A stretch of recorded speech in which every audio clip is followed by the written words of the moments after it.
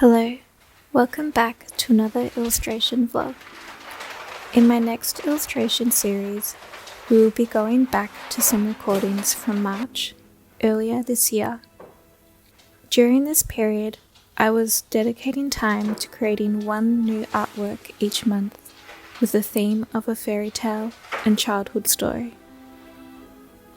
In today's video, I will be creating an artwork based on the topic of The Wizard of Oz. This will be a two-part series where I will go through the starting steps and begin working on the final art, and next week I will release a video finishing the artwork. As I'm in the studio cutting my Arches paper roll, Casper has joined me. In between work, I take quick breaks to keep Casper entertained. Here I have put treats in a ball for her to keep her occupied. So, to start off the process, I've made a detailed mood board sourcing relevant images that give me inspiration and ideas, and have collected them all into a PDF to browse. I grouped images together based on what they were and their medium. For example, I have a selection of brick roads and footpaths grouped together for when I draw the yellow brick road. I will look at these references to study how I might visualize a path made out of bricks going off into the distance. And I have a group of interpretations of the Emerald City. I will look at this to gather an idea of what the city is expected to look like and consider how I can make my own take on this. I also gathered references of the original book illustrations of The Wizard of Oz by William Wallace Denslow. I love the stylistic choices in the characters' faces in this version and wanted to capture something similar in my version. I also enjoy looking at old vintage book illustrations. They have a classic charm that is timeless. I am now deep into sketching out my draft on Procreate. You will see on the screen I have a sped up time-lapse screen recording and some live recording drawn at my studio table. I've already sketched the first rough draft and have this in the background layer with the opacity lowered. I am drawing over it on a new layer, my second round of drafts. The second pass is more clean and clear. In the first draft, I have drawn quickly and loosely, just mapping out layout and what goes where. In the second pass, I am creating the line work I will later trace onto my final artwork. I've started by sketching Dorothy, then the other main characters, including the Tin Man, the Scarecrow, the Cowardly Lion, and Toto. They are the main focus in the illustration. I have chosen to go with a classic visual, with the theme of Dorothy and friends following the yellow brick road to the Emerald City. After the characters, I will sketch out the main props, including sunflowers, pumpkins, corn plants, and then the Emerald City in the distance, with flying monkeys and the Wicked Witch flying over. Here is a close-up of my drafting process, where you can see my sketching a little clearer. You can see how loose the first draft was here. It has some almost scribbly-like areas to it. Luckily, I can translate it well in the next pass, as I know in my head what's going on. Something I like about working digitally in the draft stage is I can zoom in as much as I want and easily rotate the page to make different angles of line work quick to draw. I'm also able to do things like select specific parts of the artwork that I want to change whilst leaving the rest. Here I'm highlighting Dorothy's basket and adjusting its size to be slightly wider and rotating it the tiniest bit. This is now more like what I had in mind in the sketching stage. Working digitally in the draft stage is great when challenges like this arrive. I can easily make adjustments before finalizing my draft. If I was sketching traditionally, I would need to erase pencil works and redraw the whole thing. This way I can reuse what I have already drawn and simply edit it to be what I had in mind. Dorothy's draft sketch is done, and now I'm moving to the characters surrounding her, starting with the Cowardly Lion. He has a heart-shaped nose and wide eyes. I've sketched the lion's head and will move on to the Tin Man next. The Tin Man has a long and lanky look, with thin arms and legs attached to a rectangle body that slightly curves outwards at the bottom to enhance his thin legs. Next I draw the Scarecrow. He has round button eyes, a teardrop nose, and a long squiggly mouth. His straw hat is oversized and floppy. It will bend in the direction he leans. Rope-like hair sticks out of his hat. I have drawn him with a farm-like dull appearance. Once drafts are done, I move my sketches to my laptop and prep pages to print. I'm adjusting the artwork size to fit both A3 and A2, and printing these out to physically check what size works better for this illustration. In the end, I chose the bigger size so the characters aren't too small and I can capture all their details. Here I am taping the two A3 drafts together to make the A2 artwork in draft form. On the back side of my A1 paper, I position the draft and mark with pencil where I want my draft to sit. The art paper is then turned over onto a Lightbox. Next is tracing and transferring my draft line work onto the art paper with a HB pencil. Once my draft is transferred to the art paper using a Lightbox, the next step is outlining in ink fineliner. I trace over my pencil lines with a thin 005 Pigma Sakura ink pen. This line work will make a base of my whole illustration, and is done with a steady hand whilst constantly checking my draft and references for accuracy. Once this step is done, I will erase all pencil markings with a rubber and be left with just the ink work. I begin my ink drawing by working on the most important part of this artwork, Dorothy. I draw from the top, starting with her face, then hair, then body. I chose to keep Dorothy's costume design close to her traditional look. I loved how it looked in a hand-drawn form and couldn't think of something better that would suit my drawing style. Her outfit along with her braided hair is iconic and instantly recognizable, which is something I wanted to achieve in this artwork. She wears a full pinafore dress with a puff sleeve white blouse underneath. I am now outlining the characters around Dorothy.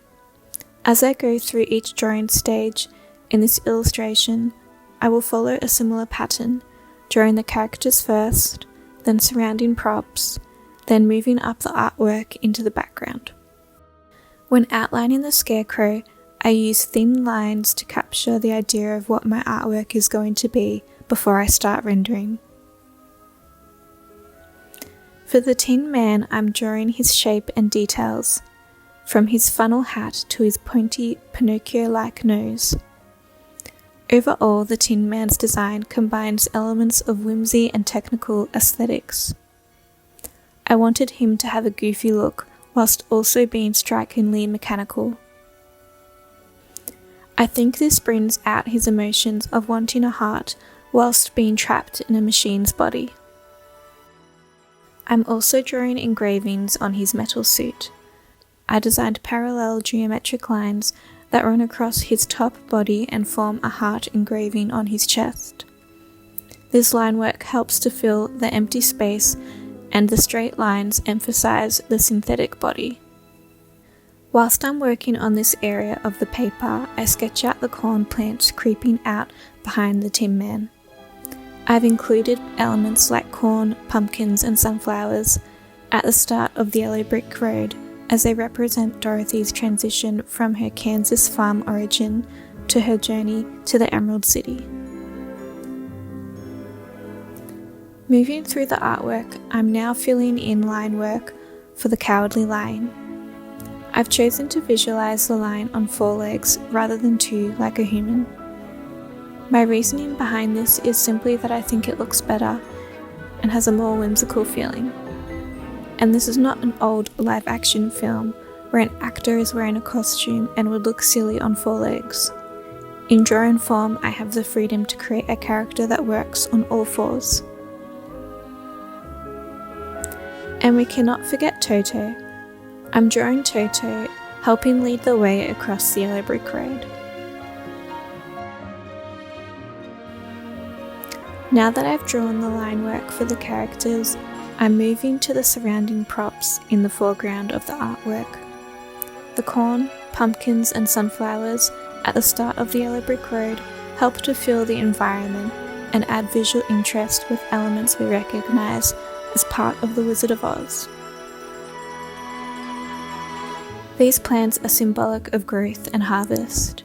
They can reflect themes of growth and transformation as Dorothy and her friends grow and learn during their journey along the yellow brick road.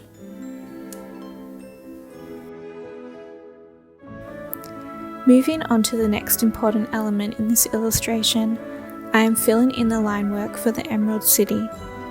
The Emerald City being placed at the top of the piece in contrast to the characters at the bottom is symbolic of the start and end of the story and the main objective of their journey. They begin at the start of the yellow brick road, which ends at the Emerald City. When hand drawing, the use of rulers helps to keep the building form straight, parallel and accurate. Doing this by hand was a timely process compared to creating straight lines digitally in the draft stage. In my digital sketch, I have the support of programs that can instantly create straight lines, whereas here I'm relying on a ruler. Sometimes when freehanding traditionally, the pressure of creating a completely straight line can make me a bit wobbly, and I can make mistakes. So when filling in the ink line work for the first time, it is essential that I get this as accurate as I can, so a ruler is a useful tool here. At the same time, I'm coming up with and filling in embellishments in the building details that have a similar aesthetic, whilst also keeping them different and unique. The different heighted towers also move between a mixture of curved and pointed tops.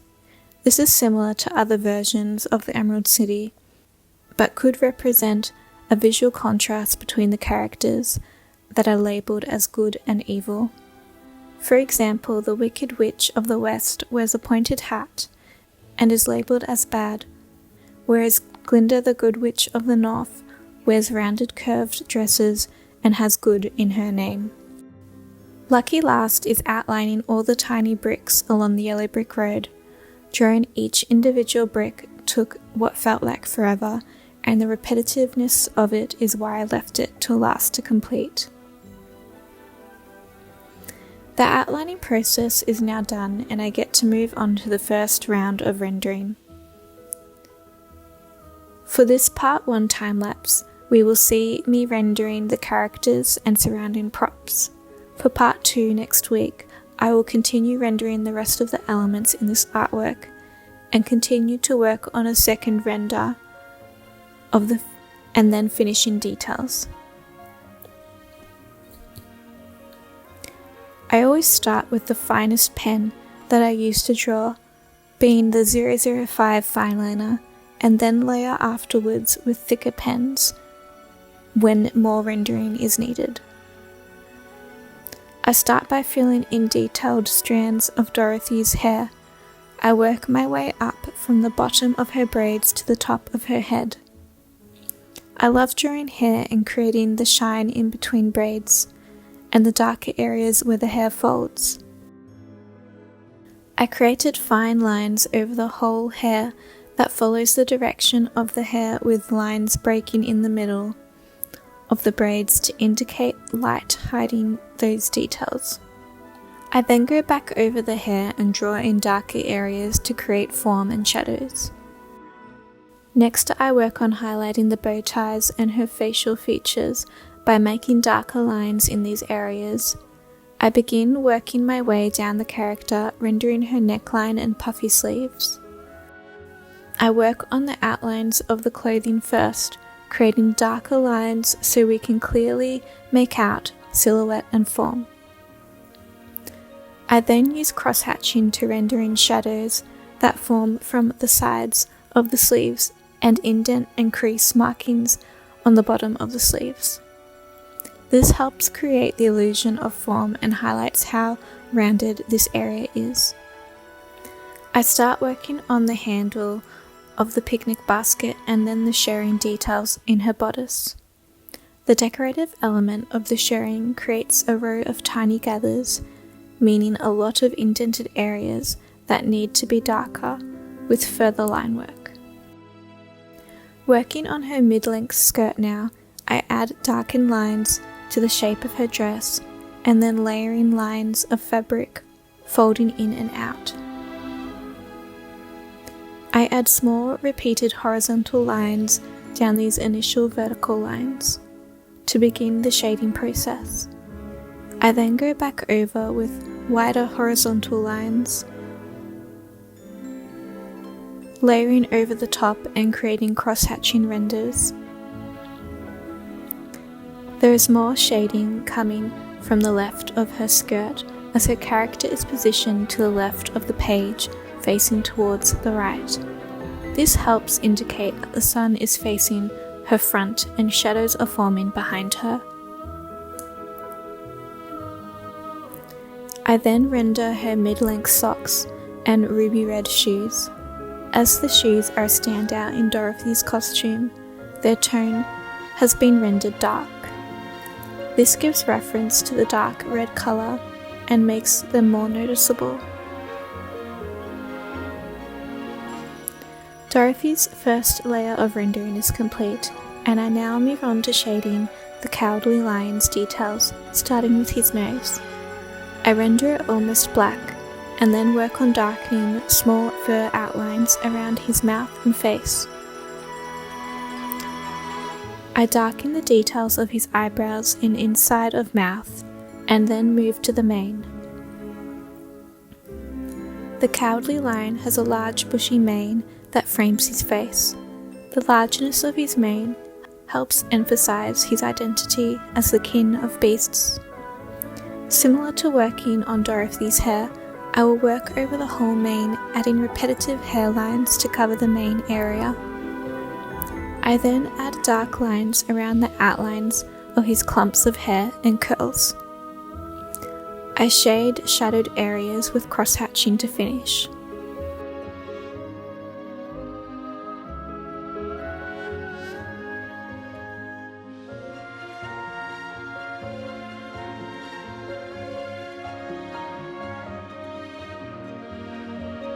Here I'm starting the Scarecrow's render by adding small parallel lines over the line work of the costume and across his hair strands.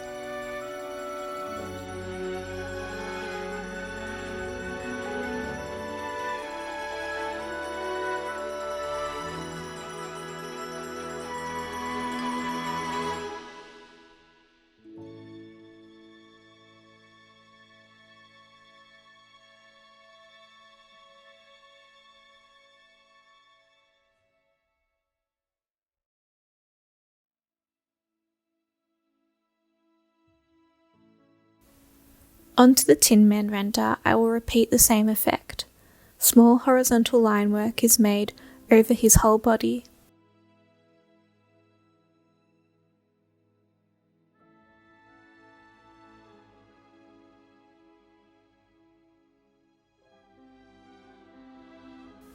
Once I work my way up to his face, I will fill in his mouth and eyes and eyebrows.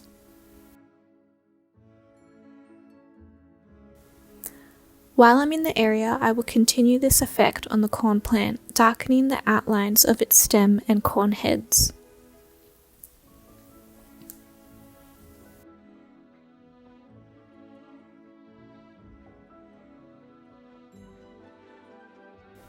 The first render of the characters is done, and I'm now working on the pumpkins in the bottom right of the page. Similar to the characters, I will make the line work of the pumpkins darker by adding small horizontal strokes over the line work. This is the beginning of the first layer of rendering.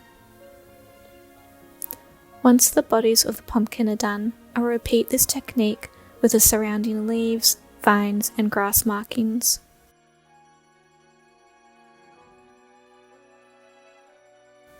The inclusion of corn and pumpkins and sunflowers throughout the story of The Wizard of Oz serves to root the story in a familiar, relatable setting, while also providing visual charm.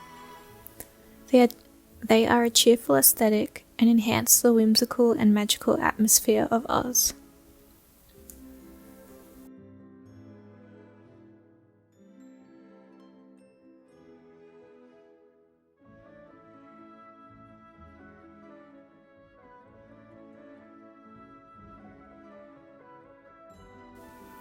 Moving up the page, I will add the same level of inkwork to the sunflowers that stand tall behind the pumpkins.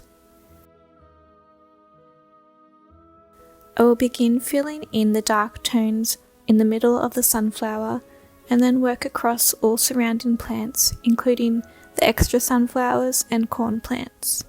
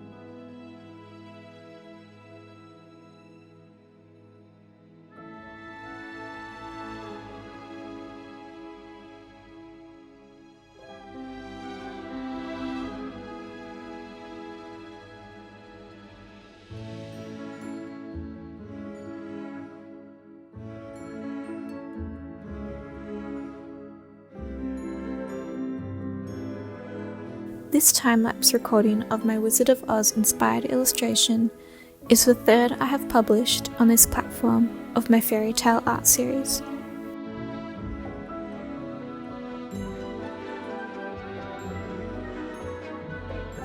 In total this year, I've made 8 new artworks following the story theme, and will eventually make time-lapse videos of all of them and publish them here as I record my process, and it's something to look back on.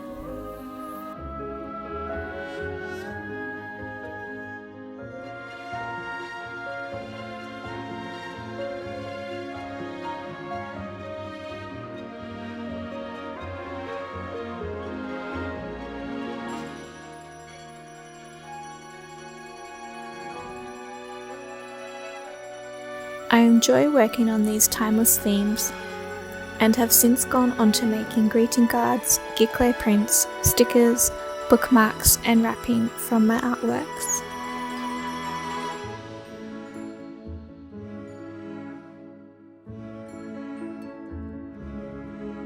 They are all handmade with love in my studio. You can check them out at www.jessicajaneillustration.com to see more.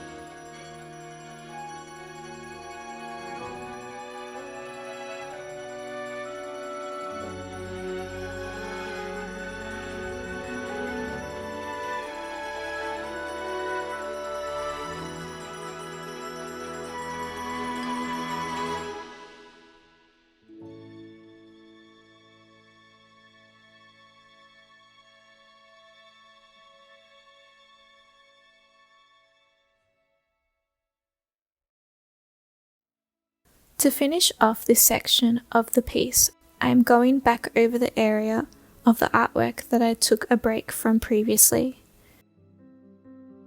For example, here I aim to finish the first render of the scarecrow to the same level of detail as Dorothy and the Cowardly Lion. Sometimes when working at large scale, it is okay to take a break from particular areas and come back to them later.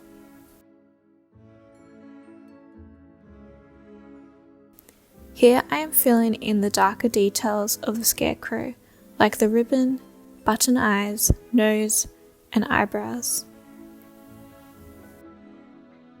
I then darken the hair. The scarecrow's hair resembles twisted felted hair found on fabric dolls. Next, I work over the hat and costume.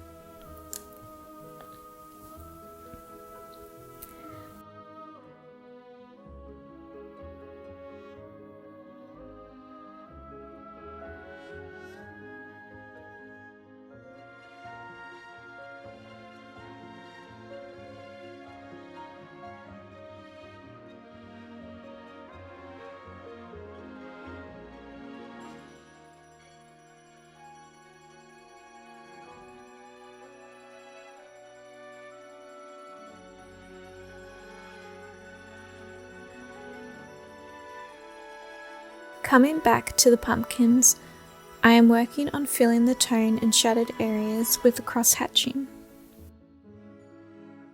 I make the top, bottom and sides darker, leaving the middle of the pumpkin with less inkwork. I then draw thin vertical broken lines up and down the whole pumpkin. This reflects the textures and imperfections in its skin. I then finish by making the pumpkin vines darker in tone.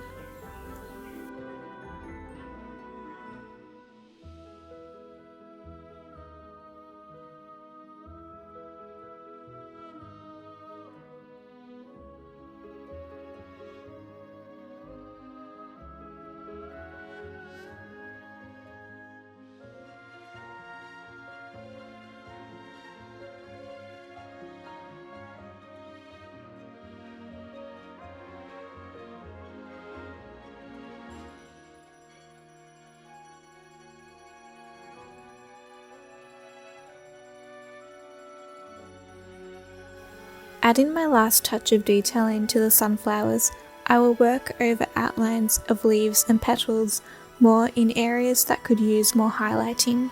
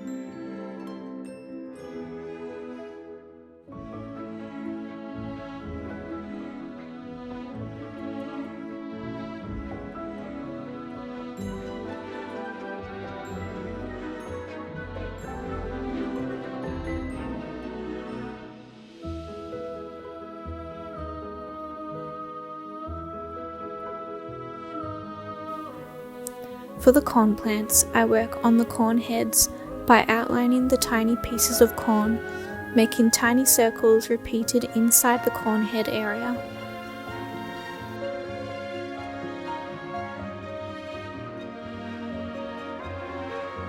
Revisiting Toto, I shade darker fur lines as he is a black dog and will need some extra rendering to get the tone right.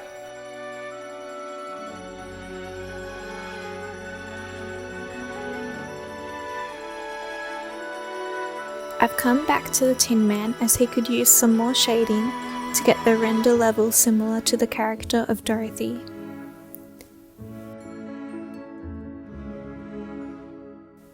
We are almost at the end of our time lapse for this video.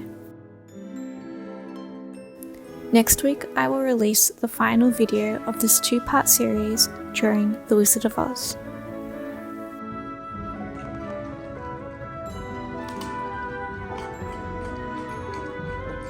I'm ending this video with another Casper in the Studio clip and a quick little look at what the piece looked like before the first layer of rendering. We've come a long way.